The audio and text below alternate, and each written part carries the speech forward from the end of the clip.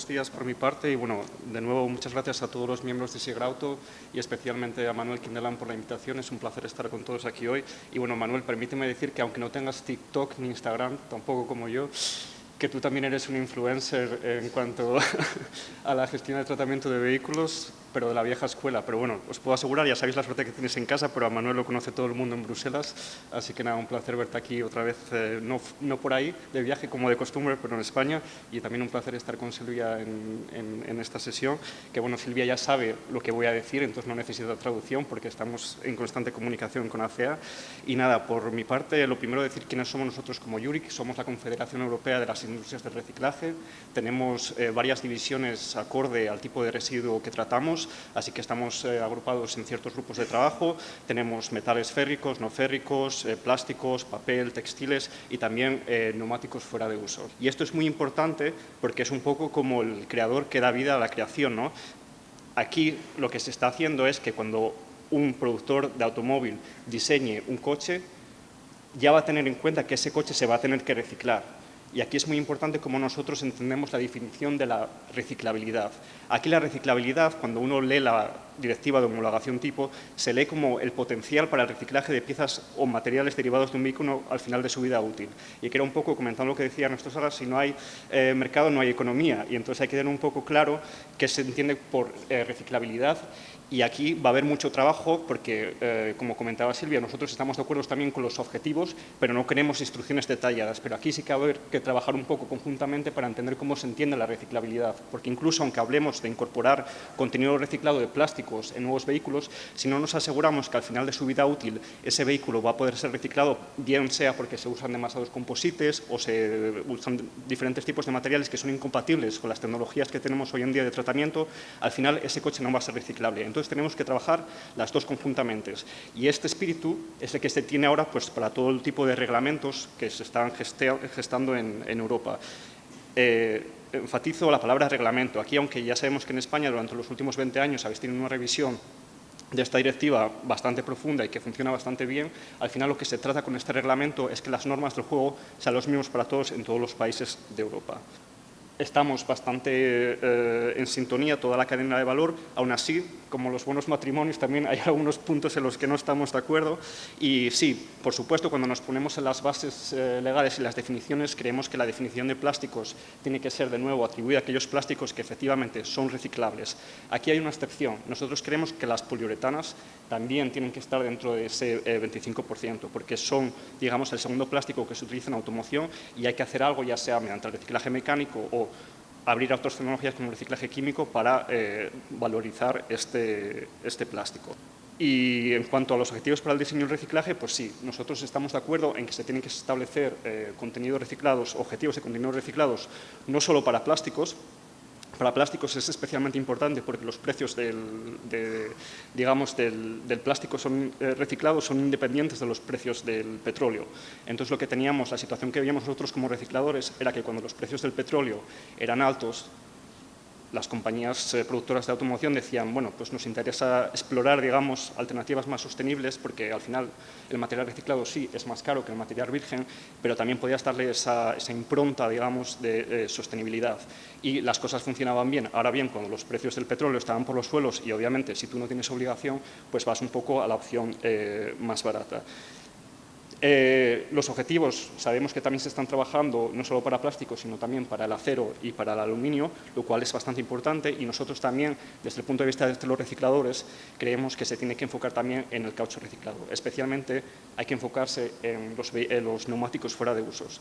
En toda Europa tenemos un problema y es que más o menos las relaciones por cada neumático que se recicla en Europa, hay un neumático que se incinera con recuperación energética y precisamente no en Europa, sino que esos neumáticos se exportan a países como Turquía o India, donde en casos como los de India sabemos que hay un tráfico ilegal, entonces al final creemos que es necesario que se establezcan contenidos de reciclado, objetivos de reciclado para el caucho, pues lo que serían ciertas partes del coche, así como en nuevos vehículos para promover un poco la economía circular en ese sentido.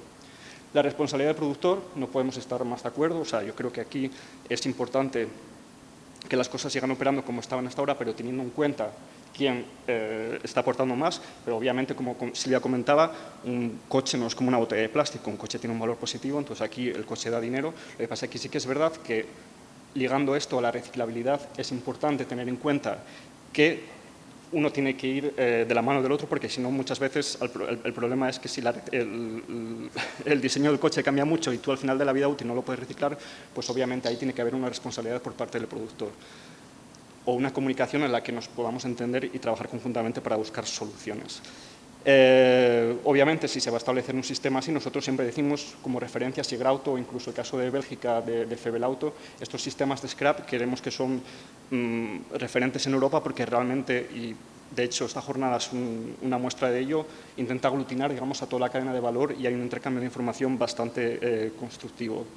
Y después, en cuanto a la infraestructura de colaboración, este reglamento, esta propuesta de reglamento, lo que ha hecho es incrementar esta colaboración. Desde aquí os digo que no os podéis imaginar la cantidad de productores de vehículos que han contactado a nuestros miembros buscando material sostenible para incorporar en sus nuevos ciclos de producción. Y esto ha pasado pues, desde que el borrador se está realizando la comisión. A su vez, como Silvia decía, nosotros estamos de acuerdo en los objetivos, pero no con instrucciones abusivas. Entonces, en cuanto al desguace de piezas, en muchos casos no tiene sentido. No tiene sentido que a ti te obliguen a quitar un salpicadero si al final este salpicadero no va a tener un mercado al final que lo asuma. Entonces, bueno, al final objetivos sí, pero creemos que hay que dar un poco libertad a la cadena de valor para que alcance estos objetivos como quieran. En cuanto al 25%, nosotros creemos que este se tiene que mantener. Nosotros ya antes del COVID, en 2020, realizamos una encuesta interna con nuestros miembros y dijimos que es factible desde el punto de vista del reciclado de plásticos, cómo está el mercado actualmente. Y ya en su día llegamos a la conclusión de que ciertos productores de vehículos utilizaban 20% de plástico reciclado post-consumo en sus nuevos vehículos. Entonces creíamos que sugerir un objetivo del 25% era factible, en base también a las mejoras que va a instaurar pues, esta propuesta de reglamento, y creemos que esos objetivos se tienen que mantener. Aquí tenemos una tecnología, una visión tecnológica desde un punto de vista neutral. No hace falta que esté necesariamente mecánicamente, estamos abiertos a otras tecnologías también como reciclaje químico, y desde el punto de vista de los recicladores, y esto para nosotros fue un debate interno bastante curioso, no estamos a favor del ciclo cerrado en general. No creemos que el plástico de una botella tenga que volver a una nueva botella, ni del coche a un coche. Lo que pasa es que aquí, volviendo también un poco a la imagen que teníamos al principio de reciclabilidad, claro, el problema es que tenemos que estar seguros que al final los plásticos que se utilizan en la automoción van a ser diseñados para ser reciclados al final de su vida útil.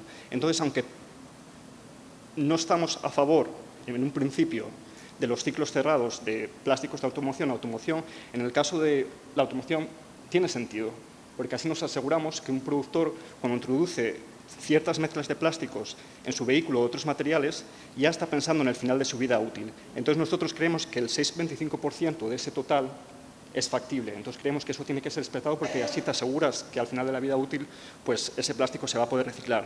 Y además, quiero mencionarlo claro porque al final Jaco lo pasó muy rápido, pero las obligaciones no van a ser solo para los productores. Aquí, como recicladores, también tenemos nuestro papel a jugar. Y el papel no es pequeño. Nosotros estamos obligados, bajo este nuevo reglamento, a proporcionar un 30% de plásticos reciclados. Bueno, la matemática sería, imaginaros, por cada vehículo tendríamos que reciclar un 30% de esos plásticos. Tenemos que poner un 30% de esos plásticos de nuevo en el mercado. Entonces, del 6,25 al 30% ya sabemos que la calidad no siempre es para volver un ciclo cerrado de automoción, pero hay mucho juego. Entonces, nosotros creemos que los objetivos se tienen que mantener, libertad en cómo llegamos a ellos, pero aquí quiero dejar claro que los objetivos son para las dos partes. Entonces, al final, si uno se reduce, pues el otro también se tiene que reducir. Y luego, en cuanto al 30%, pues es la misma pregunta o el mismo planteamiento que hacía Silvia. ¿El 30% de qué? Porque claro, si al final tenemos muchos plásticos, pero la mayoría de esos plásticos no son reciclados, pues igual no llegamos al 30%. Entonces, ¿qué hablamos? ¿Del 30% de los termostables, quitando los termoset, o del 30% de los que realmente se puedan reciclar hoy en día? Entonces, al final aquí, los objetivos están puestos, pero cómo vamos a alcanzarlos y cómo se van a definir, aquí queda mucho trabajo que se va a hacer durante los siguientes años en actos delegados. Entonces aquí nada está escrito todavía, entonces hay mucho trabajo por delante, así que esperamos una colaboración muy grande con todos los miembros que están aquí en esta sala. Y ya esta es mi última diapositiva y me voy a centrar, por ejemplo, en plásticos, pero lo mismo va a pasar si se establecen objetivos de contenido reciclado, bien sea para el acero, para el aluminio o para otro tipo de material como podría ser el caucho. Y es que es, en un primer lugar, pues pensar en que cuando se diseña el coche ya se tiene en cuenta el tratamiento al final de su vida útil. Esto, y además estableciendo ese concepto de ciclo cerrado, lo que va a permitir es que se tengan en cuenta las tecnologías que existen hoy en día, aunque ya sabemos que las tecnologías pueden cambiar, pero ya si la reciclabilidad se define en base a las tecnologías que hay hoy en día para reciclar, eso ya es un punto muy positivo, porque ya te va a poder decir lo que tú vas a poder recuperar de ese vehículo que estás creando. A su vez, y se va a comentar más tarde,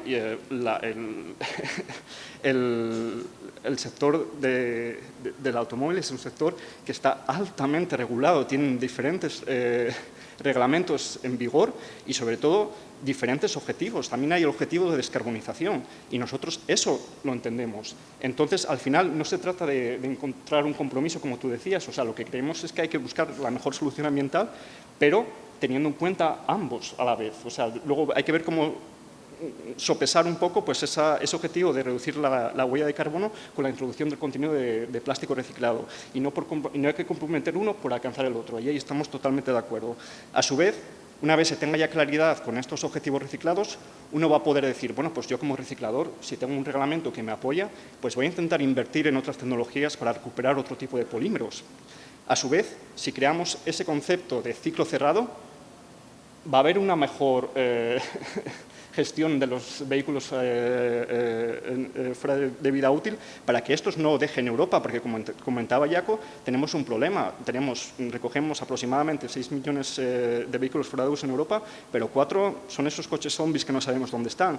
Y luego, sobre todo, pues esto va a abrir lugar para movernos a una mayor circularidad con diferentes perspectivas. Así que nada, eso es un poco mi visión, digamos, de todo esto. Y bueno, antes de terminar, se me había olvidado que al final lo que estamos viendo también en función de otras legislaciones es que un coche es un instrumento de geopolítica. Entonces, al final lo que estamos viendo es que aquí en Europa estamos trabajando mucho también en incrementar el mercado para las materias primas secundarias, pero no estamos siendo proteccionistas para nada. Entonces, claro, al final, si China decide importar ahora un montón de plásticos reciclados, tiene la libertad absoluta de reciclarlos, igual que nosotros necesitamos chips de ellos, pero al final lo que hay que, digamos, es luchar pues porque evitar medidas colonialistas, pero motivar a nuestros políticos en Bruselas para que también ellos motiven a los políticos de otras partes del mundo para que ellos establezcan sus propios objetivos de contenido reciclado y demás, porque si no al final, pues esta propuesta no va a derivar que en Europa se recicle más, pero que nos convirtamos un poco en el objetivo para otros mercados. Entonces, esto hay que tenerlo un poco también claro, que esto puede ser positivo, pero hay que ser un poco proteccionista y también inteligente en este aspecto, porque si no, lo que sería una buena idea puede no acabar siendo tan efectivo. Así que nada, gracias por vuestra atención y nada, si hay alguna pregunta, pues estoy disponible.